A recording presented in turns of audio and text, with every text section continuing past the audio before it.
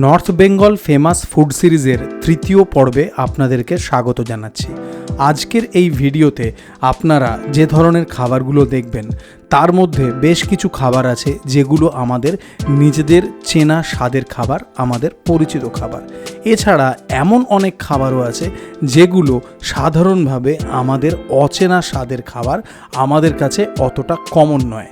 আশা করব এই দুই ধরনের খাবার দিয়ে আজকের এই যে এপিসোডটা আমি আপনাদের জন্য সাজিয়েছি সেটা দেখতে আপনাদের ভালো লাগবে।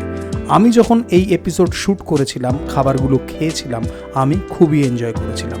আশা করব আপনারাও এই ভিডিওটা উপভোগ করবেন। আসুন তাহলে জিপসি বংয়ের সাথে নর্থ বেঙ্গল ফেমাস খাবারের তৃতীয় এপিসোডে।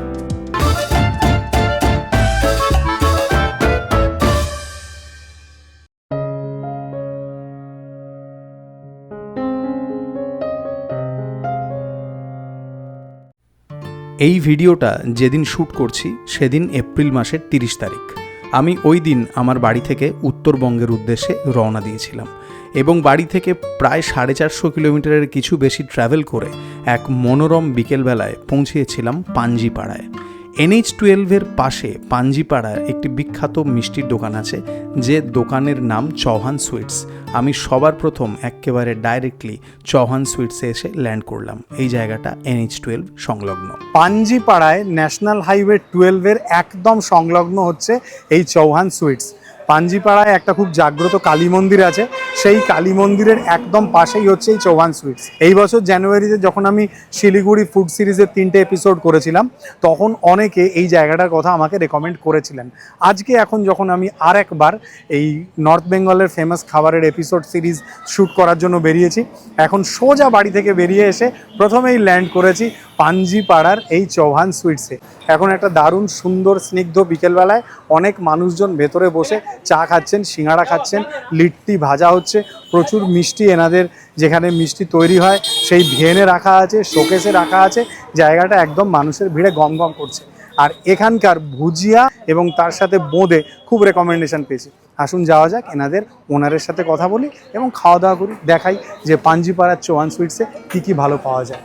দোকানের ভেতরে ঢুকতেই প্রথমে নজরে এলো একটা শোকেসের পেছনে রাবড়ি রাখা আছে। ওই একই শোকেসে লস্যিও রাখা ছিল, আর তারই পাশে রাখা ছিল ছানার জিলিপি এবং রসগোল্লা। সেদিন বিকেলে পাঞ্জিপাড়ার এই চৌহান সুইটসে মানুষের ভিড় বেশ ভালোই ছিল। কোনো মতে এই ভিড়ের মাঝখান থেকে ক্যামেরা গলিয়ে দোকানের যে মেন শোকেস, সেই শোকেসের মধ্যে রাখা কিছু মিষ্টি আপনাদেরকে দেখাচ্ছি। মিষ্টির সাথে এই পাঞ্জিপাড়ার চৌহান সুইটসের বিভিন্ন স্ন্যাক্সও যে পপুলার এমনটা আমি জেনেছিলাম। সিঙ্গাড়া ভাজা হচ্ছে, দেখতেই পাচ্ছেন। এগুলো খামান নাকি ধোকলা সেটা আপনারা আমাকে কমেন্টে জানাবেন। চাট পাওয়া যায় এমনটা জেনেছিলাম। এগুলো ঘুগনি দেখতেই পাচ্ছেন। আর এই হচ্ছে খাস্তা কচুরি। 1 লট খাস্তা কচুরি গরম আগেই ভেজে এনে রাখা হয়েছিল। এছাড়া ভেজ কাটলেটও পাওয়া যায়। আসুন এদের মালিকের সাথে কথা বলি। আচ্ছা, আপনার নামটা বলুন প্রথমে। অনিল কুমার চৌহান। আচ্ছা অনিলবাবু, থ্যাংক ইউ, আপনি ভিডিও শ্যুট অ্যালাউ করেছেন। আর অনেক ব্যস্ত সময় আপনি দেখছি লঙ্কা পাচ্ছেন এখানে এখন। আচ্ছা, আপনাদের ওই ভুজিয়া আর বোঁদে এটার খুব সুনাম শুনেছি। এছাড়া আর কোন জিনিসটা ভালো? ভেতরে দেখলাম অনেক কিছু তৈরি হচ্ছে। আছে মোটামুটি ভালোই আছে, যেরকম আমাদের জিলিপি আছে, বানাচ্ছে তো জিলি ভাজা বোঁদে, এটা আমাদের এখানে পরিচিত। হ্যাঁ, অনেক লোক ওটার কথা বলেছে। তারপরে আছে আপনার ডালপুরি আছে। আচ্ছা, ওটাও আবার ইয়ে আছে। আচ্ছা, আর কি বিভিন্ন ধরনের জিনিস আছে। লিট্টিও ভাজা হচ্ছে দেখলাম ভেতরে। লিট্টি কচুরি এটা আছে। আচ্ছা আচ্ছা সমোসা সবই আছে। আচ্ছা, আর মিষ্টির মধ্যে যদি বলি, রসগোল্লা আছে, গোলাপ জামুন আছে, গুড়ের রসগোল্লা আছে, নন গুড়ের রসগোল্লা আছে। হ্যাঁ। আচ্ছা, আর দোকান কখন থেকে কখন পর্যন্ত খোলা? দোকান এখন তো মোটামুটি ধরে নেন না, ওই সকাল 5টা থেকে নিয়ে রাত্রে 11টা 12টা। অনিলবাবু ব্যস্ত ছিলেন, কিন্তু আমাকে ওনাদের দোকানের ভেতরের যেটা ভিএন বা যেটা মেন কিচেন সেখানে আসার পারমিশন দিলেন। সেই কিচেনে বা ভিএনে, যেটাই আপনারা বলতে চান, নানা রকমের মিষ্টি রাখা ছিল এবং এখানেই ঝুরি ভাজা অর্থাৎ ভুজিয়া বানানো হচ্ছিল। এখানে বোঁদে এবং ভুজিয়া খুব পপুলার। এ দেখুন, এই যে কারিগর ভদ্রলোক, তিনি একটি বেসনের তাল থেকে ভুজিয়া বানাচ্ছেন। এই প্রসেসটা আমি বেশ কিছুক্ষণ সময় নিয়ে দাঁড়িয়ে দেখেছিলাম। এই গরম ভুজিয়া বানানোর যে গন্ধ বেরোচ্ছিল তাতে আমার বেশ জিভে জল এসেছিল। এতে কি শুধুই বেসন আর নুন আছে নাকি, আর কিচ্ছু নেই? আচ্ছা, গরম এই ভুজিয়া যখন বোঁদের সাথে বন্ধুত্ব করে আমার প্লেটে এলো, তখন তার নাম হলো ঝুরি বুন্দিয়া, দাম হলো 20 টাকা। আসুন খাওয়া যাক। ভুজিয়া তার নিচে বোঁদে, এই আইটেমটা এখানে খুব পপুলার এবং বিকেল সন্ধেবেলায় এটা যেমন তৈরি হচ্ছে তেমনি কাস্টমারদের যেরকম অর্ডার সেই অনুযায়ী শেষ হয়ে যাচ্ছে। এই যে বোঁদে আছে আর সদ্য ভাজা গরম গরম ভুজিয়া আছে, খাওয়া যাক। গরম ভুজিয়া, গরম বোঁদে, মিষ্টি এবং নোনতার একটা দারুণ মেলবন্ধন। সিম্পল টেস্ট কিন্তু অন্যরকম। সন্ধেবেলায় স্ন্যাকিংয়ে বা এটা দিনের বেলাতেও হয়তো পাওয়া যায়, স্ন্যাকিংয়ে অনেকেই এই জিনিসটা খেতে এখানে পছন্দ করেন এবং এটারই প্রচুর রেকমেন্ডেশন আমি পেয়েছিলাম। আমার যেরকম লাগলো সেটা হচ্ছে নোনতা এবং মিষ্টির একটা বেশ সুন্দর যুগলবন্দি, ভালো লাগছে খেতে। নাইস।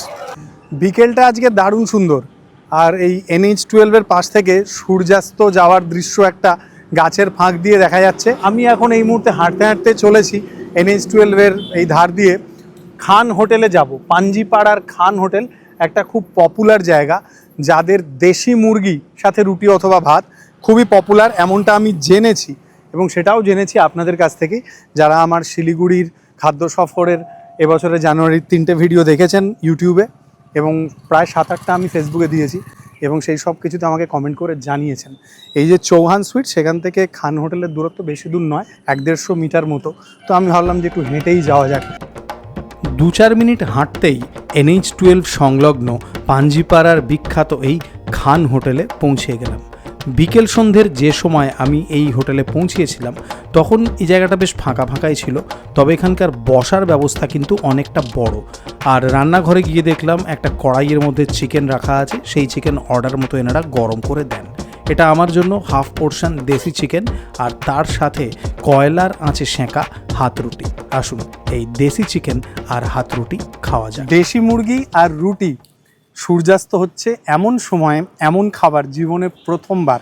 আর এই জায়গাটা একটা হাম্বল জায়গা, এখন তো একদম ফাঁকা। এই সময় আমার মতো ইউটিউবার আর পাগলা না হলে কে দেশি মুরগি আর রুটি খাবে। যাই হোক, এই প্রথমে এই ওপরের গ্রেভিটা দিয়ে রুটিটা খাওয়া যাক একটুখানি। এই মুরগিটা যখন সামনে এনে রেখেছে না, মশলার ফ্লেভার আসছিল, যেটা আমি একটুও বাড়িয়ে বলছি না। প্রথমে হালকা মিষ্টি ক্যারামেলাইজ পেঁয়াজের, এবং তারপরে উইদিন আ ফিউ সেকেন্ডস একটা মশলার পাঞ্চ, একটা মশলার হিট, একটা ঝাল ঝাল ব্যাপার। আর একবার এই মশলাটা দিয়ে খাবো। মশলাটা নাইস, শুধুই কিন্তু পেঁয়াজের মশলা, আর তার সাথে অন্যান্য গোটা গরম মশলা এনারা যা দিয়েছে। ও, এই গ্রেভিটা দারুণ, আঙুল চেটে খাবার মতো সুন্দর। এনাদের কাছে বড় কড়াইতে বানানো আছে দেশি চিকেন, যেমন অর্ডার হবে গ্রেভি তুলে গরম করে বানিয়ে দেবেন, আরও একবার ফ্রাই করে টাইপের, লোভনীয় খেতে এটা।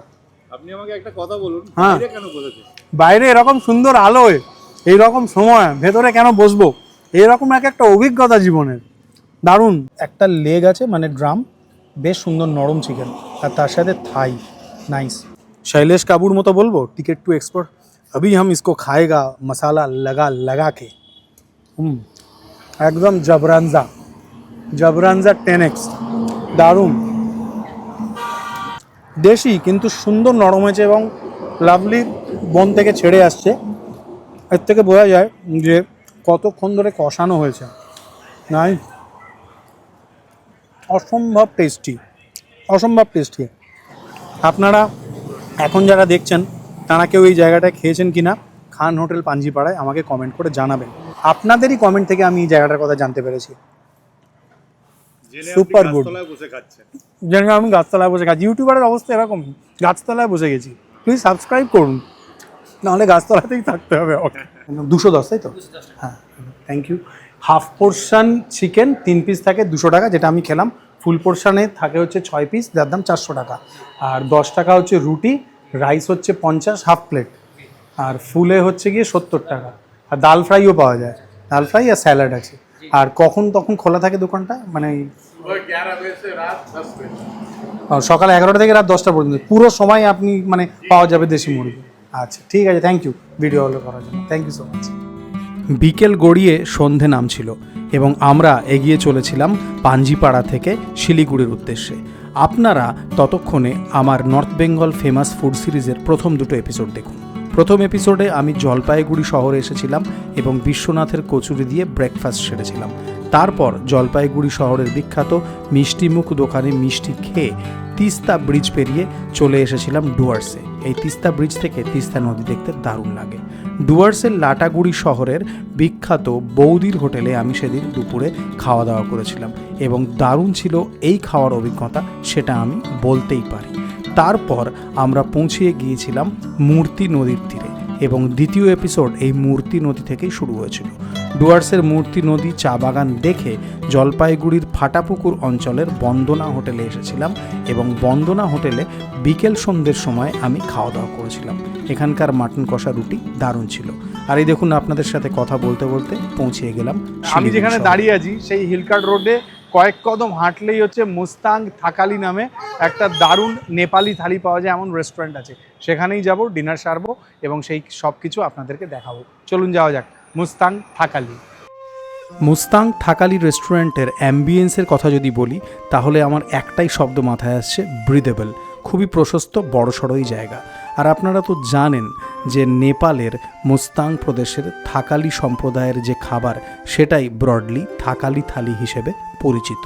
আমি এই মুস্তাং থাকালির যিনি ওনার ভদ্রলোক মিস্টার রাহুল গুরুং, ওনাকে ফোন করেছিলাম যে আমি আসছি এবং আমি আপনাদের এখানে থাকালি থালি খেতে চাই এবং আমার ভিডিওতে ফিচার করতে চাই। তো উনি গ্ল্যাডলি অ্যাকসেপ্ট করেন। আমি এখানে একদম পিওর যেটা ট্র্যাডিশনাল নেপালি থাকালি থালি সেটাই অর্ডার করেছি। থাকালি দু ধরনের হয়, একটা ধিদো থাকালি যেটা বাকহুইট দিয়ে হয়, খাবারটা এলে বলবো, আর একটা যেটা নর্মাল রাইস দিয়ে হয়। তো আমি বাকহুইট দিয়ে একটা চিকেনের অর্ডার করেছি আর একটা রাইস দিয়ে একটা ফিশের অর্ডার করেছি, এই দুই ধরনের থালি। আর আরেকটা যেটা আমরা অর্ডার করেছি স্টার্টারে সেটা হচ্ছে mutton Shukuti fry. Mutton Shukuti মানে ড্রাইড মাটন, সেটাকে একটু ফ্রাই টাই করে দেবে এরকম আর কি। খাবারগুলো আসুক, খেতে খেতে কথা বলবো। রেস্টুরেন্ট কর্তৃপক্ষ আমাকে কিচেন দর্শনের সুযোগ করে দিয়েছিলেন। কিচেনে এই দেখুন ঢেডো তৈরি হচ্ছে, এগুলো বাকহুইট দিয়ে তৈরি হয়, আগেই বলেছি। কিছুক্ষণ পরেই আমাদের থালি পরিবেশন করা হলো। এটা হচ্ছে রাইস ফিশ থালি, 2 পিস মাছ ছিল। আর এই হচ্ছে ঢেডো চিকেন থালি।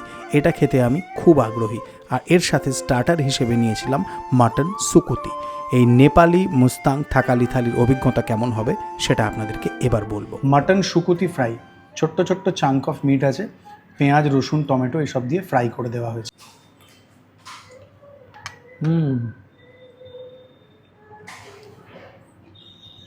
এটা একটু চিউই এবং যে ফ্লেভারগুলো আছে সেগুলো সম্পূর্ণ অন্য রকম ফ্লেভার প্রোফাইল। হালকা স্পাইসি মশলার ফ্লেভার আছে, সম্পূর্ণ অন্য রকম লাগলো আমার খেতে। তবে যাদের কাছে মেল্ট ইন মাউথ মাটন পছন্দ বা যারা 1-2 বার কামড়ে মাটন গলে যায় এমন পছন্দ করেন, সাধারণত আমরা বাঙালিরা তাই করি, তাদের কাছে মাটনের টেক্সচারটা কিন্তু চিউই লাগবে। তবে ফ্লেভার কিন্তু বেশ সুন্দর। আপনি যদি ওপেন থাকেন নতুন কিছু ট্রাই করার জন্য, তাহলে আমি বলবো যে কোনো জায়গায় যদি এই নেপালি থাকালি থালি ট্রাই করেন, এই মাটন শুকুতিটা ট্রাই করতে। এর ফ্লেভার প্রোফাইলটা সম্পূর্ণ রকম আলাদা। তবে মাটনটা কিন্তু আমি বললাম চিউই মনে হবে, তবে স্বাদ বেশ লাগবে যদি আপনি একটা ওপেন মাইন্ড নিয়ে খেতে আসেন তাহলে। এই হচ্ছে ঢেডো, যার উপরে বেশ ভালো মাত্রায় ঘি দেওয়া আছে। এটার একটা স্পঞ্জি ব্যাপার আছে। ঘি দিয়ে মাখিয়ে আমি প্রথমে শুধু এইটাকেই ট্রাই করতে চাই।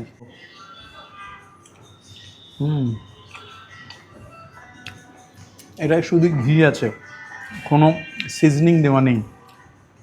টমেটো আর শেজওয়ান সিড দিয়ে থাকালি আচারটা বানানো হয়, যেটা বেশ ভালো লাগছে খেতে এই ঢেডোর সাথে। ঢেডোয় কিন্তু কোনো সিজনিং নেই, নুন বা জাতীয় কিছু নেই, শুধু ঘিয়ের ফ্লেভার আছে। তবে এটা ভালো লাগছে খেতে। আমি বাড়িতে রাগির রুটি খাই, ওই জন্য এই ধরনের যদি ফ্লেভার বলি তার মানে টেস্ট যেটা সেটা আমার পরিচিত, আমি এনজয় করছি। গুন্দ্রুকের আচার আছে এখানে, গুন্দ্রুকের আচার দিয়ে এই ঢেঁড়ো দিয়ে একটু ট্রাই করব। রাই শাককে ফার্মেন্ট করে গুন্দ্রুকের আচার তৈরি হয় যেটুকু আমি জানি।